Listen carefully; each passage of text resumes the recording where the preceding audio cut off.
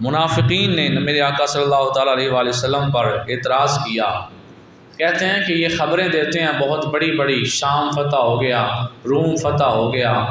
فلاں شہر فتح ہو گیا، ہم اندر بیٹھے ہیں، ہم منافق ہیں، ہم نے کلمہ پڑھا کوئی نہیں ہوا، انہیں ہمارا پتہ نہیں، باتیں کرتے ہیں بہت دور دور کی، ہم نے تو کلمہ کوئی نہیں سچے دل سے پڑھا ہوا، انہیں تو ہمارا پتہ نہیں ہے، یہ بہت بڑی بڑی باتیں کرتے ہیں۔ میرے آقا صلی اللہ تعالیٰ علیہ وآلہ وسلم کو بات پتہ چلی، یہ میں عرض کر رہا تھا اس بندے کے جرم کا آپ کو پتہ چلے گا کہ کتنا بڑا جرم کیا اس نے، یہ کہہ کے کہ سرکار علیہ السلام کو نعوذ باللہ علم نہیں تھا، لکھنا پڑھنا نہیں آتا تھا۔ میرے دوستوں ذرا توجہ کے ساتھ بات سنیے، پوری گفتگو کا لب لباب ہے حدیث مبارکہ۔ میرے حضور کو پتہ چلا کہ یہ منافق باتیں کر رہے ہیں کہ انہیں تو ہمارا پتہ نہیں، ہم اندر رہتے ہیں، ہم نے تو کلمہ دل سے پڑھا ہی نہیں ہوا، ہم تو ڈرامے بازی کرتے ہیں، انہیں ہمارا پتہ نہیں، باتیں کرتے ہیں بہت بڑی بڑی کہ فلاں شہر فتح ہو گیا، فلاں شہر فتح ہو گیا۔ بخاری مسلم کی صحیح حدیث ہے، میرے آقا صلی اللہ تعالیٰ علیہ وآلہ وسلم نے ظہر کی نماز ادا فرمائی، سلام پھیرا تو ممبر پہ کھڑے ہوئے، کس پہ کھڑے ہوئے؟ ممبر پہ کھڑے ہوئے اور بیان فرمایا۔ میرے آقا صلی اللہ تعالیٰ علیہ وآلہ وسلم نے سب سے پہلے بڑے بڑے معاملات جو تھے ان کو بیان فرمایا، پھر فرمایا جو شخص کسی چیز کے بارے میں مجھ سے پوچھنا چاہے پوچھ سکتا ہے۔ فرمایا اللہ کی قسم تم جس چیز کے بارے میں بھی سوال کرو گے،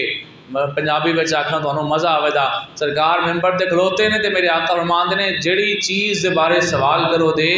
میں ایتھے کھلو کے ہی جواب دیاں دا تے بعد چ ممبر تو تھلے آواں دا۔ پوچھو جو پوچھنا پوچھو، پوچھو جو پوچھنا پوچھو۔ میرے آقا دے سوال دے وچ اینا جلال سی، اینا جلال سی، میرے آقا صلی اللہ تعالیٰ علیہ وآلہ وسلم کے صحابہ رونے لگ پڑے،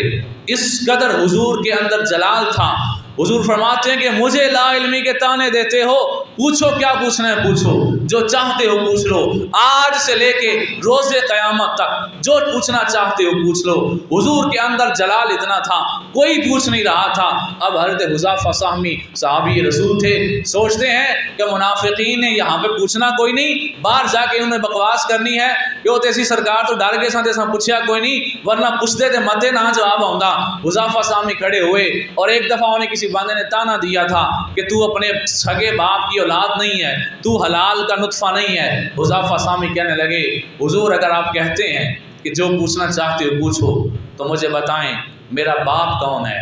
یہ نہیں پوچھا میری ماں کے ساتھ نکاح کس کا ہے، پوچھا میرا باپ کون ہے، اصل میں کس کا نطفہ ہوں۔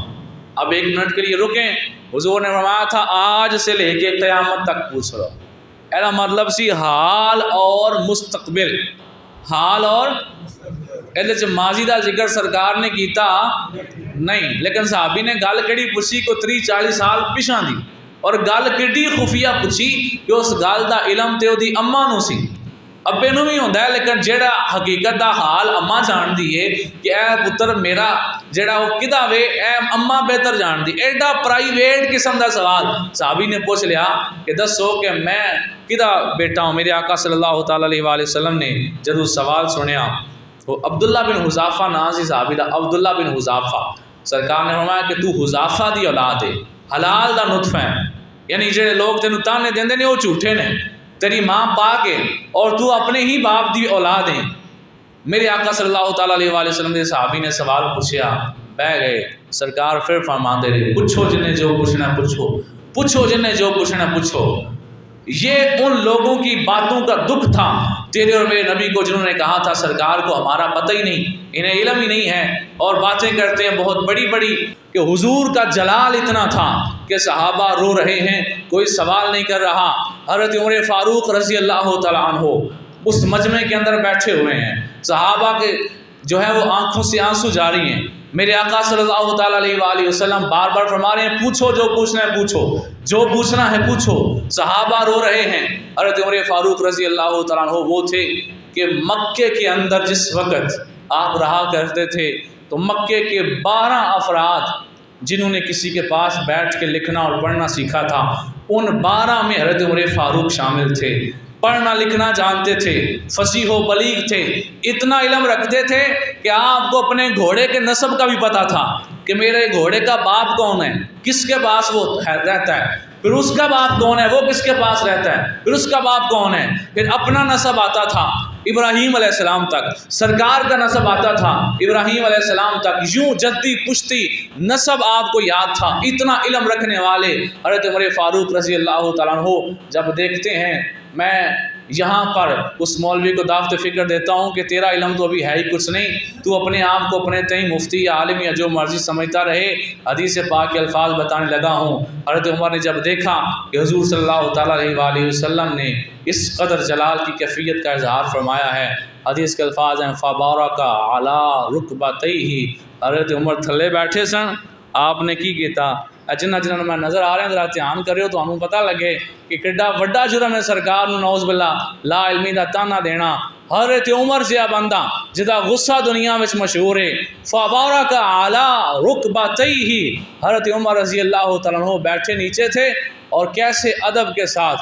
آپ نے اپنے گھٹنوں کو زمین پہ رکھا، کچھ یوں رکھا، ایسے کھڑے ہوئے اور ادب کے ساتھ حضور کے سامنے دونوں ہاتھ باندھے، سر نیچے کیا، کہنے لگے رضینا باللہ ربا وبالاسلام دینا وبمحمد نبیا وبالقرآن اماما، کہتے ہیں حضور کدی مجالے تو آڑے ہوتے اعتراض کرے، سر نیچے ہے، ہاتھ بندے ہیں، گھٹنوں کے بل کھڑے ہیں۔ عرب میں یہ اخیر قسم کی عاجزی سمجھی جاتی تھی کہ جب آپ کسی کے آگے اس سے بڑھ کے وہاں پہ عاجزی کا کوئی کنسیپٹ نہیں تھا، یوں گھٹنوں کے بل آپ کسی کے سامنے کھڑے ہو جائیں اور ایسے ہاتھ باندھ لیں، سر نیچے کر لیں۔ حضرت عمر رضی اللہ تعالیٰ عنہ کہتے ہیں حضور کس کی ہمت ہے آپ کے ساتھ اس طرح بات کرنے کی؟ یہ نقشہ اعلیٰ حضرت نے کھینچا، تیرے آگے یوں ہیں دبے لچے فصحا عرب کے بڑے بڑے، کہ وہ عمر جو مکے کے 12 پڑھے لکھے افراد میں شامل تھا، کہتے ہیں تیرے آگے یوں ہیں دبے لچے فصحا عرب کے بڑے بڑے، کون جانے منہ میں زبان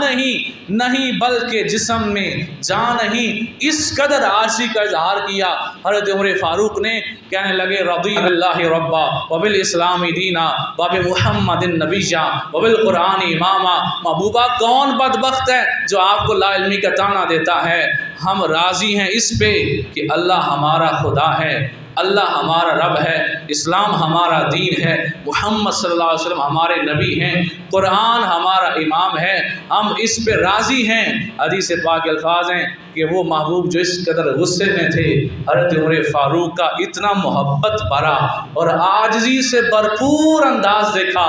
فسکت رسول اللہ صلی اللہ علیہ وآلہ وسلم، وہ نبی جو بار بار فرما رہے تھے پوچھو جو پوچھنا پوچھو، پوچھو جو پوچھنا پوچھو، جب حضرت عمر کا اس قدر محبت اور عاجزی سے بھرا انداز دیکھا، فسکت رسول اللہ صلی اللہ علیہ وآلہ وسلم، میرے آقا صلی اللہ تعالیٰ علیہ وآلہ وسلم خاموش بھی ہو گئے اور آپ کے مبارک چہرے پہ سکون بھی آ گیا۔ پھر تھوڑی دیر کے بعد حضور نے بیان کرنا شروع کیا، تو پتہ ہے کتنا بیان کیا میرے آقا صلی اللہ تعالیٰ علیہ وآلہ وسلم؟ صحابہ کہتے ہیں حضور نے اس وقت سے لے کے قیامت تک یہ حوال بتا دیے، جنتیوں کا جنت میں چلے جانا، دوزخیوں کا دوزخ میں چلے جانا، یہاں تک حضور نے سب کچھ بتا دیا۔ جس کو جو کچھ یاد رہا اس نے یاد رکھا، جس کا آپ